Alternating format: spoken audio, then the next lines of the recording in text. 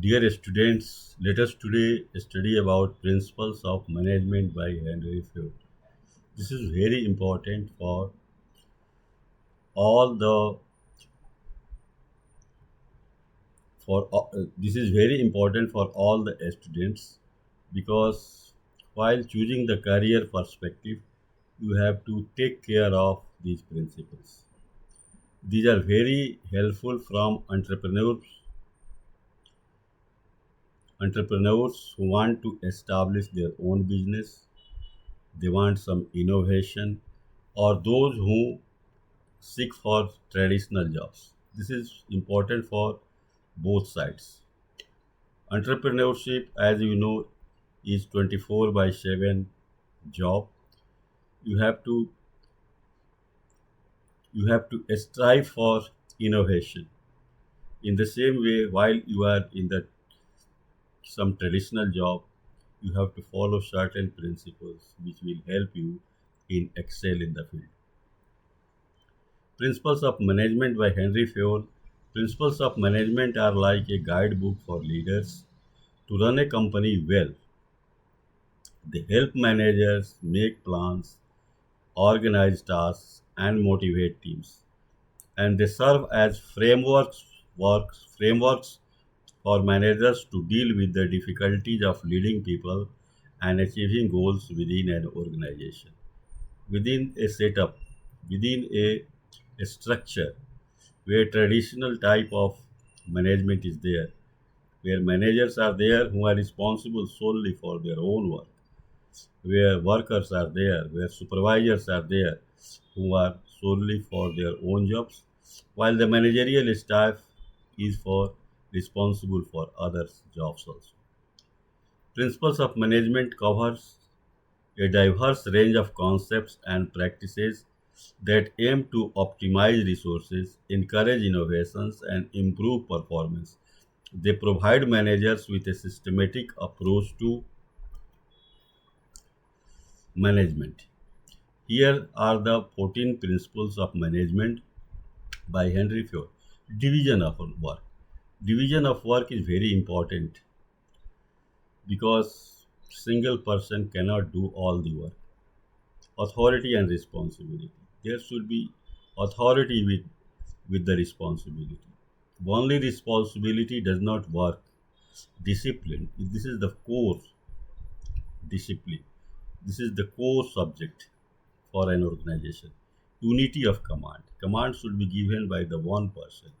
It should not come from all the directions. Unity of direction.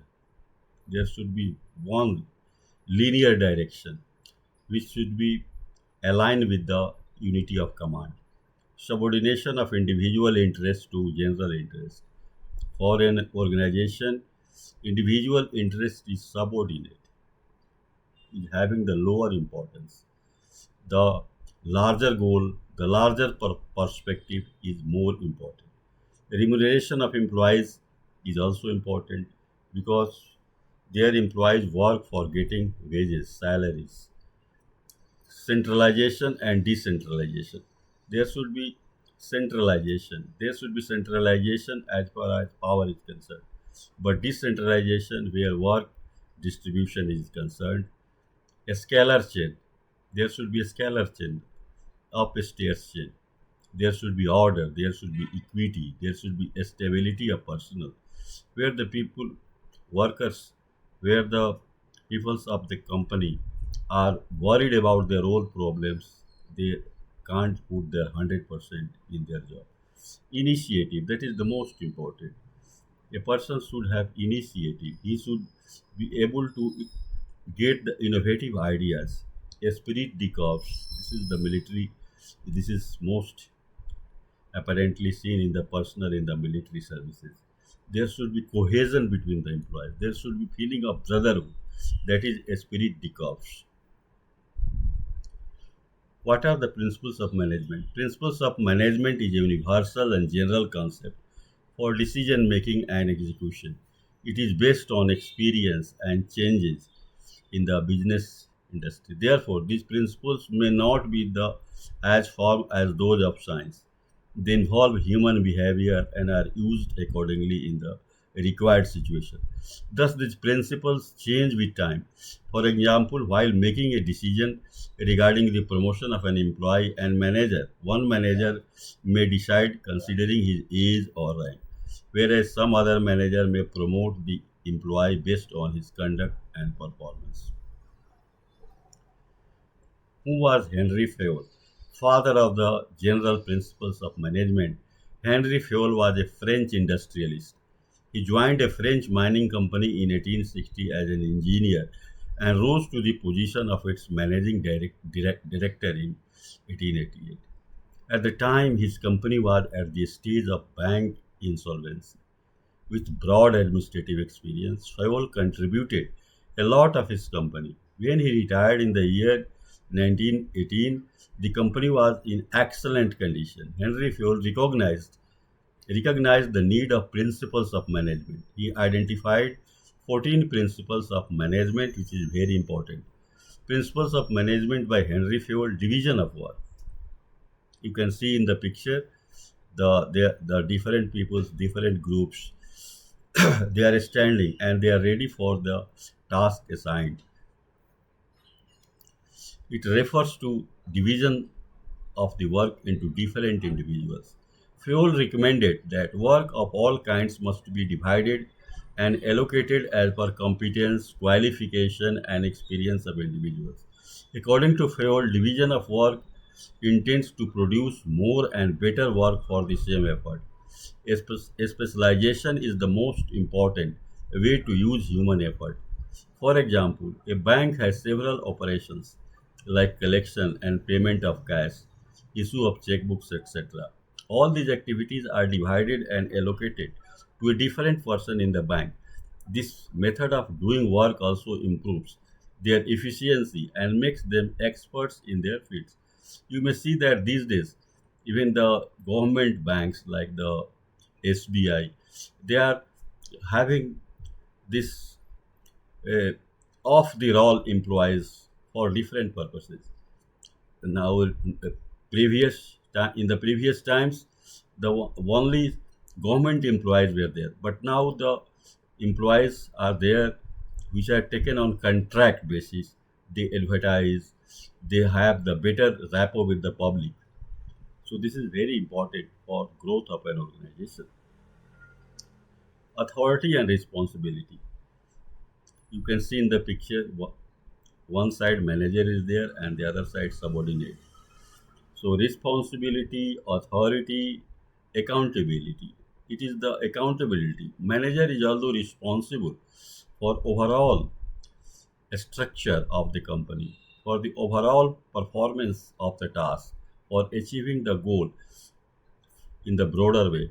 But all the employees, all the subordinates have got responsibility. And that responsibility should be with authority. They should not be powerless. They should feel that they have also some say in the company. According to this principle, there should be a proper balance between authority and responsibility. Authority is the duty which a subordinate is expected to perform. Authority and responsibility go hand in hand. Authority without responsibility leads to irresponsible behavior, while responsibility without authority will make a person ineffective. For example, if a foreman is given the responsibility to produce 50 units per day, then he must be given the required authority to achieve this target. If he is not given authority to draw raw material from the stores, then he cannot be blamed. Discipline. Discipline refers to obedience to the rules and regulations of the organization. Discipline requires good supervision at all levels of management. According to Fayol, good supervision at all levels, clear and fair rules, and a built-in system of penalties will help to maintain discipline. It is a must for all levels of management. For example, employees must be disciplined to work effectively and efficiently to meet their promises of bonuses, increments, and promotions. It sometimes systematizes the functioning of an organization by providing better relations between management and employees. M1, M2, managers, S1, S2, S3 subordinates. According to this principle, each subordinate should receive orders and be accountable to only the superior. No person can serve several masters at the same time. If an employee can get orders from two supervisors at the same time, then the principles of unity of command is violated, and he will find it difficult to decide who he is to obey first. So, to avoid confusion, employees should receive an order from one supervisor superior. For example, there is salesperson who is asked to clinch a deal with the buyer, and he is allowed to give a 12% discount by the marketing manager, but the finance department tells him not to offer more than a 6% discount. In this case, there is no unity of command, which will lead to confusion and delay. Unity of direction. It implies that there should be one head and one person for proof of activities having the same objectives. According to this principle, all the activities should be carried under the direction of one head, and there should be effective coordination in all the activities. This principle ensures unity of action and avoids unnecessary duplication of work. For example, if an organization has four departments for different activities, then each department must be directed by one supervisor, and its employees should give their whole efforts to achieving the plan of organization. Each division should have its in charge plans and execution resources. There should not be an unnecessary duplication of efforts and a waste of resource. Individual interest, general interest. According to this principle, the interest of organization as a whole must prevail over the interest of the individual. Individual is important, but organization is the supreme.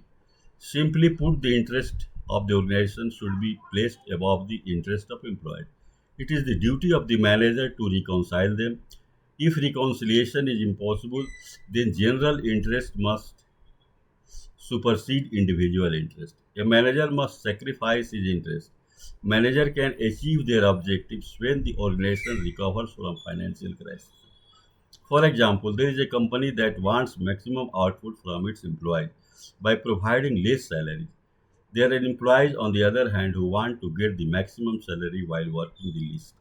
In both situations, the interest of the company will supersede the interest of one individual. And the interests of the workers and stakeholders are more important than the interest of any one person. Remuneration of employees. According to this principle, remuneration should be fair and satisfactory to both employers and the organization. This principle leads to harmonious relations in the organization. For fair remuneration should be determined based on government rules related to wages, financial positions of the organization, nature of the work, and cost of living. Employees should be paid reasonable wages for their services. We should provide them with a moderate standard of living. For example, if an organization earns higher profits, then it should share some of its parts with the employees in the form of bonus. Centralization and decentralization. Centralization refers to the concentration of authority at the top level, and decentralization means distribution at all levels of management. According to this principle, there should be a proper balance between centralization and decentralization. The degrees of centralization and decentralization depends on various factors such as experience of the employees, ability of subordinates, size of organization, etc.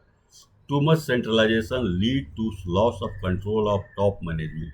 Therefore, an optimum balance should be maintained according to need of the organization. For example, authority to take vital decisions must be given to the top management, whereas authority related to operational activities must be given to the middle and lower level. According to the principle, there is a scalar chain of authority and communication that moves in a straight line from the superior to the lowest subordinate. Henry Fayol permitted a shortcut of chain in case of urgency known as gangplank. Gangplank allows direct communication between the two employees at the same level. For example, E wants to communicate with I for some important work. The message should orderly move from E to D, then C, B, A, and then down from A to F, then to G, H, and finally to I. This will take lots of time, so to avoid this delay in work, Fayol suggested the concept of gangplank. In this concept, E can communicate directly with I on an urgent matter. Thus, the gangplank allows two employees of the same level to communicate directly with each other. Each must enforce to its superior. Order. Right thing, right place, right time. According to this principle, there should be a proper place for everything and everyone. Henry Fayol emphasized on two types of order: material order and social order. In material order, there must be a plan for everything. It ensures to fix a place for various material tools. Whereas in social order, there must be an appointed place for every employee, which ensures a proper and fixed place cabin for each employee. For example, there should be a specific place for foremen in the factory so that the work can be done easily. Equity, e- equality and equity. According to principle, any there should not be any discrimination amongst employees based on religion, caste, language, or nationality. Constitution has also, based on this, directed that there should be freedom, right to equality, right to religion. Equity ensures coordinated relations between supporters and subordinates, superiors and subordinates. It leads to the smooth and successful working of the enterprise. It improves satisfaction and motivation of the employee, creating relation between manager and employee. For example, workers doing similar jobs in the same organization should be paid same wages irrespective of their sex, caste, religion, and language. This is under the constitutional provision where it has been, this is the this foundation of equality. Men and women, the the remuneration should not be based on gender. There should not be any feeling of caste. Nobody should be given, higher caste should not be given more importance, lower caste should not be given less importance. All are equal in the eyes of constitution. Religion, we are free to follow all the religions, we are free to interact in all the languages which are enshrined in our constitution. A stability of personnel. According to this principle, there should be a proper effort to achieve a stability and continuity of employment. Fowle said that employees should be kept in their position for a reasonable time to show a stability creates a sense of belonging, and workers are encouraged to improve their equality of work. This will increase the efficiency of employees, and it will be increase the reputation of the organization. Unnecessary labor turnover creates an atmosphere of disbelief. Continuous changes in employees disturb the working environment. For example, new employees must be given ample time to adapt to new culture and environment of the workplace. Initiative. According to the principle, workers should encourage and should be given an opportunity to take initiative in making execute and executing the plan. Henry Fayol suggested that employees at all levels should be encouraged to take initiative in work. It motivates employees to work better and to take more interest in the organization. This initiative is a powerful motivator of human behavior and a source of strength for organization. This increases the mental growth and feeling of belongingness in employees. It increases the commitment of employees toward the organization. Lack of initiatives may create an atmosphere of non cooperation. For example, organization must have an employee suggestion system so that they have feeling of belongingness. According to this principle, management should take reasonable steps to develop a sense of belongingness and a feeling of team spirit among employees. In order to achieve the best possible result, Individual and group efforts need to be integrated. Production is a teamwork and it requires the full support of all members. For this purpose, a manager should replace I with we in his conversations to bring a team spirit among the employees. This will develop an atmosphere of mutual trust. It will help in achieving group goals, leading to cordial relations between management and workers. For example, authority and responsibility mean empowering managers, but now it means empowerment of employees because of flat organizational structures that are gaining ground. Difference between principles of management and techniques of management. The principles of management should not be mistaken for techniques of management. Techniques of management are methods or approaches involve several steps to follow to reach the desired goal. Principles of other hand are a set of rules that needs to be taken care of while practicing technique in order to work efficiently. Technically, whatever is required for the organization that for this that is the that is the decision of the managerial staff. Similarly, principles should also be distinguished from values. Values are beliefs or morals that are based on human behavior and help individuals to behave morally in society. The values of kindness, the values of cooperation, the values of pity, the values of helping the person who is in the need. These are the values that should not be sacrificed on the grounds of principles. On the other hand, principles are formed on the basis of the work situation. However, the values and morals cannot be ignored while practicing the principles of management in an organization, as it has to fulfill all kinds of responsibilities, whether they are social or ethical. So, employees have also to be ethical. The management has to be ethical, and we have also to keep in mind the social norms. So, in short, this is the principles and techniques. If we follow, we can be very successful in providing a good official environment. Thank you.